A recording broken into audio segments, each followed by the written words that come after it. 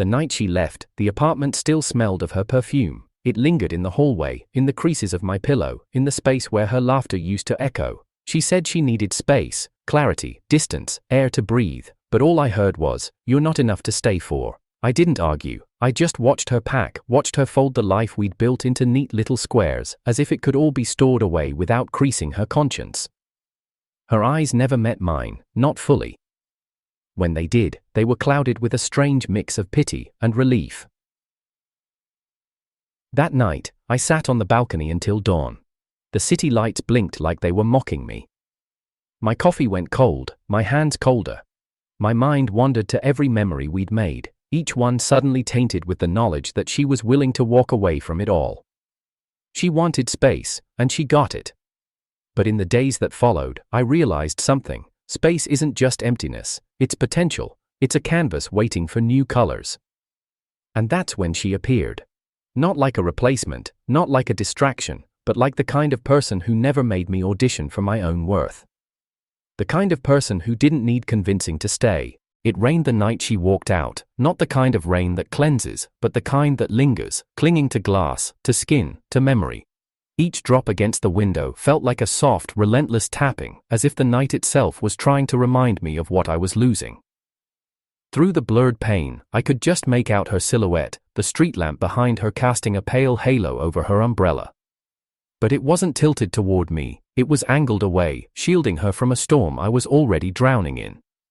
Inside, the apartment felt foreign, bare, as if the walls had sighed and given up. The refrigerator hummed in the silence, mocking me with its mundane persistence, while the hollow space on the coat rack stared back like an accusation. The photographs that had once lived on the fridge, us in the mountains, us on our first anniversary, us laughing in the kitchen at midnight, were gone. The magnets left behind looked like empty frames, holding nothing. Her perfume still lingered in the hallway, faint but defiant, like a ghost refusing to leave. I caught myself breathing deeper, trying to trap the scent before it vanished for good. But even that felt like betrayal, clinging to something she had already decided to abandon.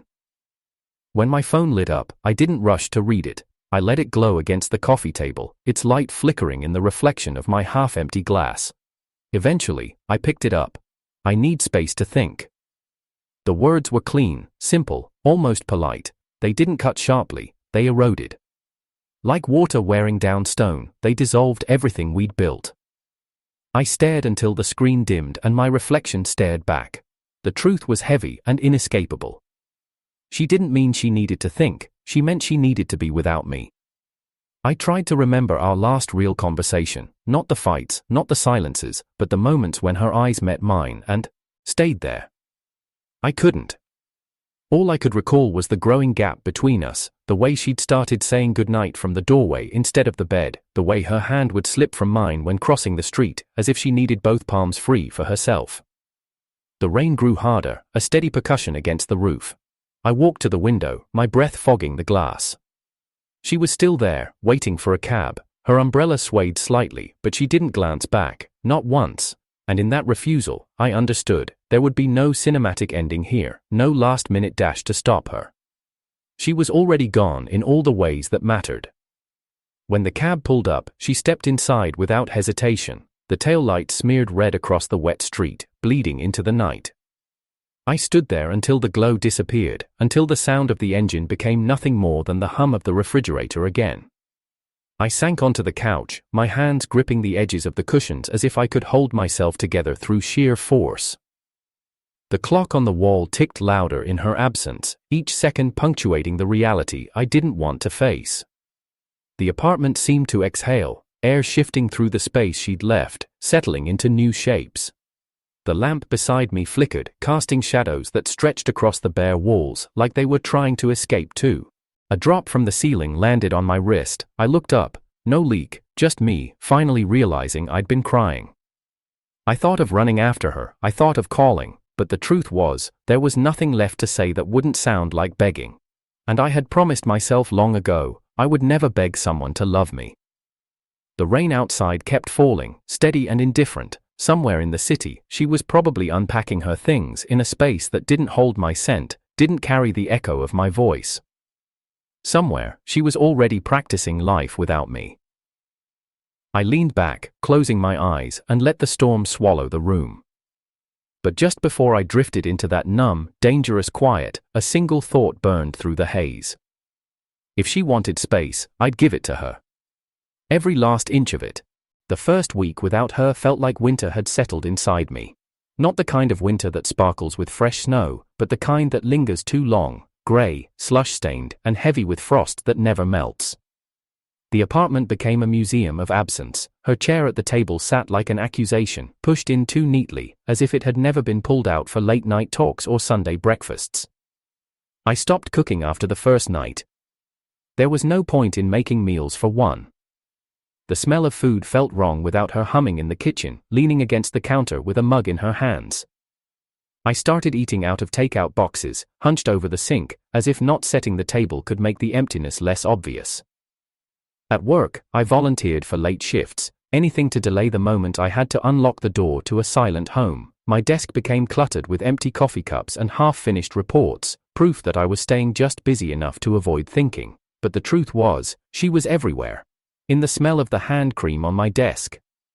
On the way my phone lit up and my heart still reacted before my mind caught up. Even the air felt heavier without her. I would open the windows in the mornings, letting in the city noise, just to fill the silence. But it didn't help. The walls seemed to breathe slower.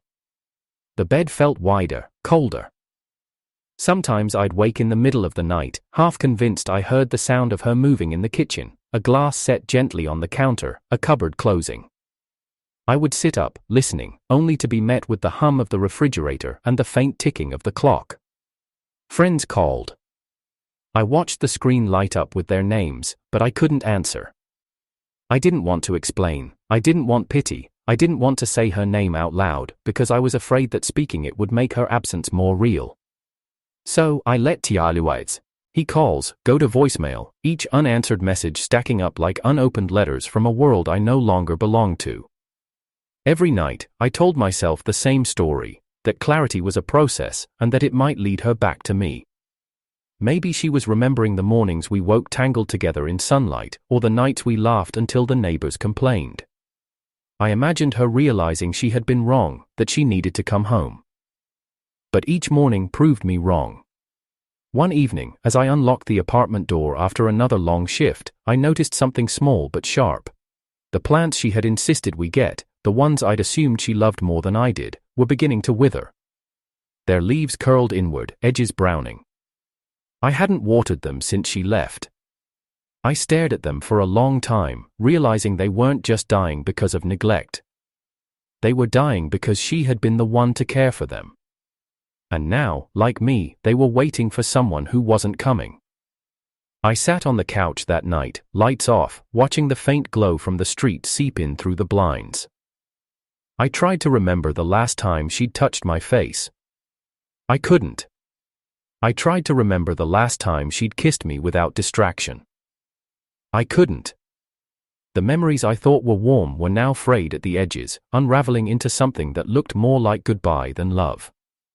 By the end of the week, hope felt different. It wasn't the vibrant, stubborn thing it had been on the first day. It was thin now, fragile, like ice over water, pretty to look at, but one wrong step and it would shatter completely. I went to bed that Friday night with the window open, the sound of rain drifting in. I lay there, listening to it hit the glass, and for a moment it felt like the first night she left, only this time, I wasn't waiting for her to come back through the door. I was just waiting for the rain to stop. 2 weeks had passed since she left, but the days still felt like they were bleeding into each other, grey mornings spilling into colder nights. I had convinced myself I could survive without seeing her, that time would dull the edges of her absence. That lie shattered on a Thursday afternoon. I had ducked into a small cafe on the corner of Maple and Fifth, the kind with steamed-up windows and the smell of cinnamon drifting between tables. It was raining again, just enough to turn the street outside into a blur of colors. I ordered my coffee, hoping for warmth more than caffeine, and took a seat by the window. That's when I heard it. A laugh. Soft at first, like the memory of a song you can't quite place, but then louder, brighter. My head turned before I could stop myself. She was there. Sitting at a table in the far corner, back to the wall like she always preferred. Her hair was loose, falling over her shoulders, and she was leaning forward, eyes locked on the man across from her. Her head tilted, that tilt. The one I thought belonged to me, the one she used when she was fully present with someone, when she wanted them to feel like they were the only person in the room. He was smiling back, and something in me twisted so sharply I had to grip the edge of my chair. My coffee arrived, steaming and rich, but I couldn't bring myself to touch it. My hand stayed in my lap, clenched tight enough that my nails dug into my skin. I tried to tell myself they could just be friends, that laughter didn't have to mean intimacy, but the ease between them, the way she reached out and touched his wrist mid-story, told me otherwise. I wanted to look away. I wanted to leave. But I couldn't. Instead, I sat there, letting the sound of her voice split me open. It wasn't just the fact that she was happy, it was the realization that she hadn't needed time to find it again, that the space she asked for hadn't been about thinking or healing, it had been about stepping into a life where I didn't exist. The rain outside tapped against the glass, a rhythm I suddenly hated. It was too soft, too gentle, a cruel contrast to the noise in my chest. Every laugh she gave him felt like another door closing, another reminder that I wasn't welcome where she'd gone. She didn't notice me, or maybe she did, and chose not to. Either way, I stayed frozen in my seat, invisible in plain sight. My reflection in the cafe window looked tired, older somehow, like I had aged years in the space of minutes. When they stood to leave, I braced myself. She slid her coat on, tucking her hair inside the collar like she used to do when I helped her. He held the door for her, and she smiled up at him. That smile. The one I once thought was mine. As they stepped out into the rain together, her umbrella tilted toward him, protecting him from a storm I was still standing in. I didn't follow. I didn't even move until my coffee had gone cold. The steam had long since faded, just like the hope I'd been clinging to for 2 weeks. That was the moment it became clear. Space wasn't about clarity, it was about freedom, freedom from me. That evening, the rain had thinned to a soft drizzle, the kind that blurred the streetlights into pale gold smudges. I walked home with my collar turned up, hands buried deep in my pockets, trying to outpace the memory of her laughter in that cafe. But every footstep felt heavy, as if the street itself wanted to hold me there, in the ache. When I reached the river, I slowed without meaning to. The water was dark, restless, gliding under the bridge like it was carrying secrets away from the city. I often took this route home when I didn't want to face my apartment right away. Something about the current, steady, unbothered, made me feel like I could hide in its motion. That's when I saw her. She was leaning against the black iron railing, a sketchbook balanced in her hands, the pages catching faint drops of rain. Her hair shimmered under the streetlight, strands catching the gold and scattering it like a quiet halo. She wasn't dressed for spectacle, just a long coat, boots damp from the pavement, but there was something about her presence that seemed anchored, as if nothing in the world was rushing her. She glanced up when I passed, and her eyes lingered in a way that made me feel like she was taking in more than just my face. Then she smiled, not the polite kind you give a stranger in passing, but one that softened at the edges, as though we were old friends who'd lost track of each other for years. I should have kept walking, but I didn't. Cold night to be out sketching, I said, my voice breaking the quiet between us. She shrugged lightly, turning her eyes back to the page. The city looks different in the rain, softer, easier to draw what you feel instead of what you see. I leaned against the railing a cautious step away, my gaze following hers toward the water. And what do you feel tonight? She smiled again, but didn't answer. Instead, she flipped the SE sketchbook toward me. The pencil lines were quick but certain, the curve of the bridge, the shimmer of the water, the lamplight pooling like liquid gold. And there, almost hidden in the corner, a lone figure walking under an umbrella, head bent. It was me. I've seen you before, she said, as if explaining the drawing. You walk this way often, always looking like you're somewhere else entirely. A part of me bristled at being read so easily. Another part felt something loosen. And yet you notice? I asked. Her eyes met mine again, steady and warm. I notice people who don't notice themselves anymore. It hit me harder than I expected. Because she was right. I hadn't been looking at myself lately. Not my reflection, not my state, not the life I was walking through. I'd been moving on autopilot, waiting for something outside of me to decide I was worth stopping for. We stood there in a silence that didn't feel empty. The The drizzle softened until it was barely there, just a mist hanging over the river. "Do you always talk to strangers you sketch?" I asked, my voice lighter than it had been all day. "Only the ones who seem like they need to be reminded they're still here," she replied. I didn't know what to say to that, so I just watched her tuck a strand of damp hair behind her ear, the motion unhurried. She turned back to her sketch, and I took in the scene, the streetlight above us buzzing faintly, the water murmuring below, the distant hum of the city that felt farther away than ever. When I finally stepped back to leave, she glanced up. "Maybe next time, you won't be walking with your head down." I managed a small smile. "Maybe." As I walked away, I could still feel her eyes on my back, not in the heavy way of someone watching, but in the steady way of someone who had truly seen. And for the first time in weeks, I realized the air felt lighter. At first, it was a coincidence, or at least, that's what I told myself. The day after our first meeting, I took the long way home again. Part of me claimed it was because I needed the walk. The truth was, I was hoping she'd be there, leaning against the railing with her sketchbook, hair catching the light. She was. And she looked up like she'd been expecting me. From then on, we crossed paths more often. Some nights by accident, me heading home from work, her sitting on the bench near the river, sketching the way lamplight pooled over the water. Other nights, it was different, intentional.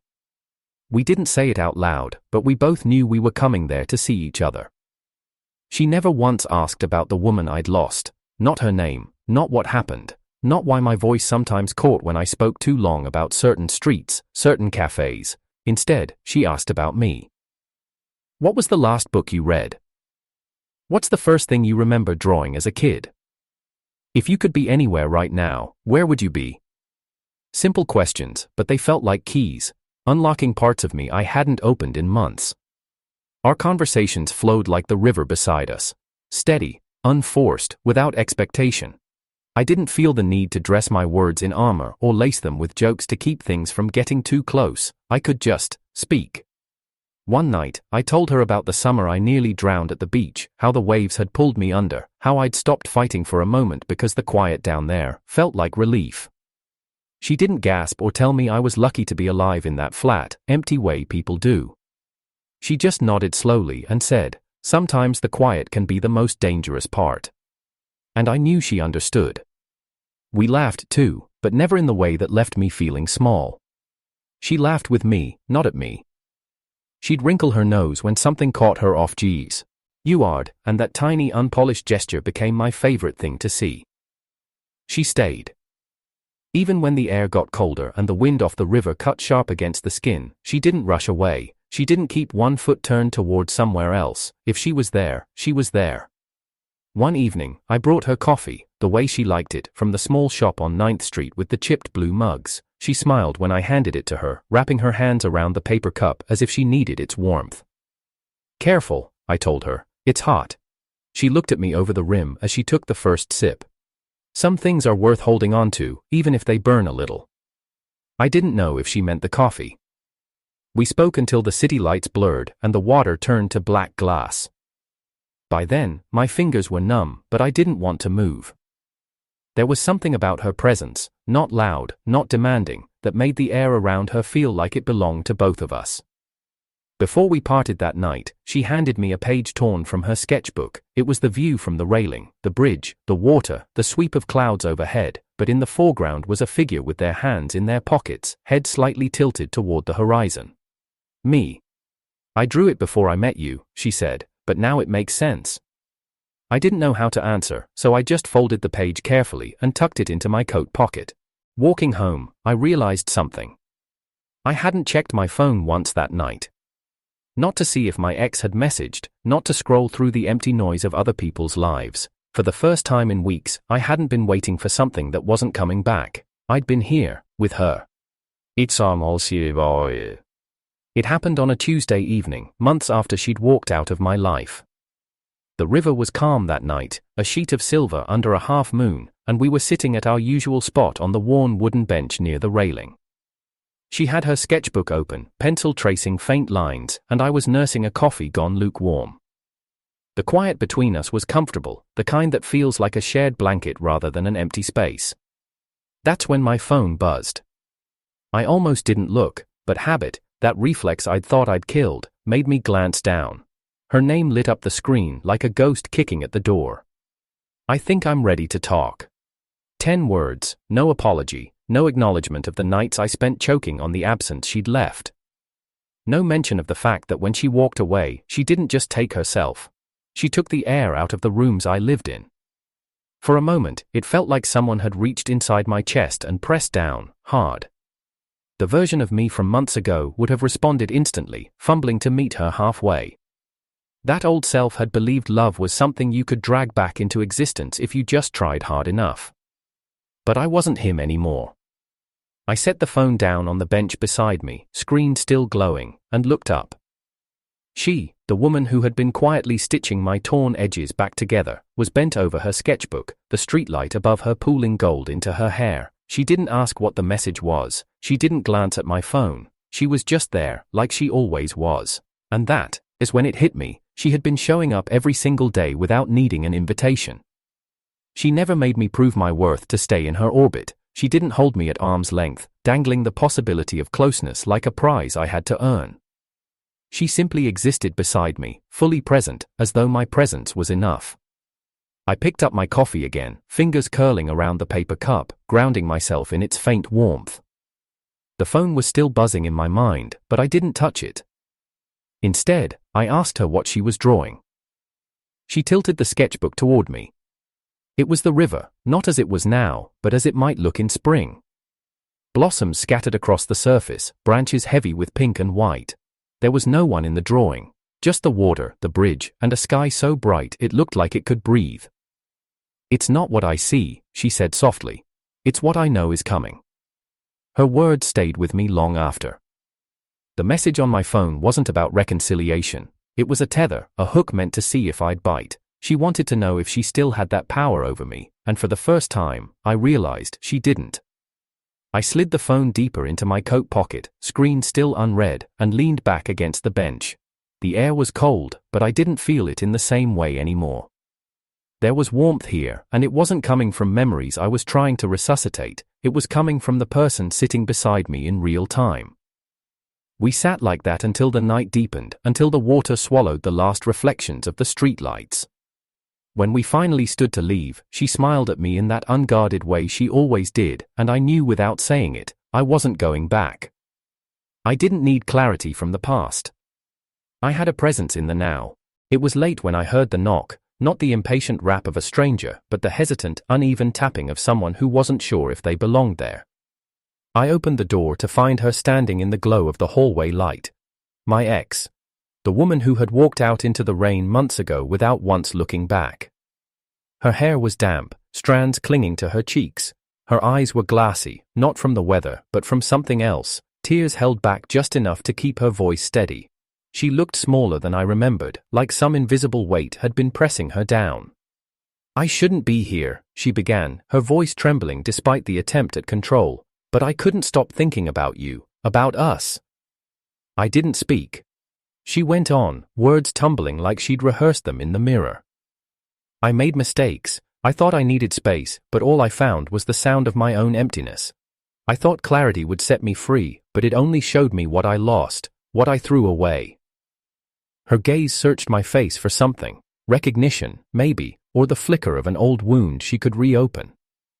"I love you," she said, like it was the key to unlocking everything. I never stopped. But all I could see was that night, her silhouette through the blur of rain, her umbrella tilted away from me, protecting herself from a storm I was left standing in alone. I remembered the cold air filling the apartment, the empty coat rack, the photographs gone from the fridge. I remembered the hum of the refrigerator filling the silence she'd left behind. And now, here she was, asking me to believe that she had come back carrying love. My voice was quiet, but it didn't shake. "Love without certainty isn't love. It's a gamble. And I've been done betting on you for a long time." She flinched, but I didn't soften it. "You didn't just leave," I continued. "You left knowing I would wait. You left it thinking I'd still be standing in the same place, holding the door open. But I'm not there anymore." Her breath caught. "So that's it?" I thought of the woman by the river, The one who never made me audition for my own worth, the one who had been showing up every day, without asking for repayment, without leaving me in the cold to figure out if I mattered. That's it, I said. She looked like she wanted to argue, but the words never came. Instead, she stepped back into the hallway, eyes glistening in the dull light. For a second, I almost felt sorry for her, not because I wanted her back, but because I knew exactly what it was like to stand in front of someone who had already let you go. She turned and walked away, the sound of her footsteps fading down the corridor. I stayed in the doorway until she was gone from sight. The rain had started again outside, tapping gently against the window at the end of the hall, but this time, it didn't sound like a loss, it sounded like closure. I closed the door and leaned against it, letting out a breath I hadn't realized I was holding. My apartment was still quiet, but it didn't feel empty anymore. Because I wasn't waiting at the door for her return. I was already facing somewhere else. I walked away from that confrontation lighter than I had been in months. It wasn't the weight of her I'd shed, it was the weight of waiting. For so long, my life had been measured by absences. By the space between her leaving and the possibility of her return. But now, it felt different. My world wasn't built around what I'd lost anymore. It was built around who had stayed. The air was cool, carrying the faint scent of rain, and the city lights shimmered across the wet streets. I didn't go home, my feet knew where I wanted to be before my mind caught up. The river. When I reached our spot, she was there, the woman who never needed convincing. Sitting on the bench, sketchbook resting on her lap, she was watching the water like it might answer a question she hadn't asked yet. The lamplight caught in her hair, turning it to soft gold, and her coat was buttoned to the collar against the chill. I didn't announce myself, I just sat beside her, the wood of the bench creaking faintly under my weight. She looked up, and for a moment, we just held each other's gaze, no questions, no explanations, no where have you been, or what happened. She closed her sketchbook and set it aside, her hands folding loosely in her lap, then she smiled, not the kind of smile that tries to fix something, not the kind that asks for anything in return, just the kind that says, I see you, I'm here. And in that silence, I felt it. The difference between someone who stands in your life because they want to, and someone who drifts in and out depending on what they need from you. The river moved slowly tonight, reflecting the city in broken ribbons of light. Somewhere in the distance, a train rumbled past, the sound low and steady. It didn't intrude, it just reminded me that life kept going, no matter who chose to be part of it. She shifted slightly, her shoulder brushing mine. It was a small touch, but it anchored me. I realized then that we'd spent so much time talking about everything and nothing, but we'd never had to fill the silence out of fear it would push us apart. I glanced at her sketchbook, curious. What were you drawing tonight? She shook her head, smiling faintly. Not drawing, just sitting. It struck me then. She was comfortable enough to do nothing. Comfortable enough to be still, and let me be still beside her. No expectations, no performance. The wind picked up, sending small ripples across the water. I thought about telling her what had happened earlier, about the knock on my door, the trembling voice, the words meant to pull me back into a story I no longer wanted to be part of, but I didn't, not because I was hiding it, but because it didn't matter anymore. We sat there for a long time, the cold bit at my fingers, but I didn't care. Every now and then she'd glance at me, and I'd catch the corner of her mouth curve upward before she looked back at the water. And I knew I'd filled my space with the right person. Not because she had replaced what I lost, but because she never asked me to be anything other than exactly who I was. She never needed proof to stay. Somewhere down the river, a streetlight flickered and went out, leaving the water a little darker in that spot. I watched it fade, then turned my eyes back to the place that mattered, right here, where the light stayed steady. I didn't say it out loud, but I think she knew. I wasn't just sitting beside her. I'd chosen her.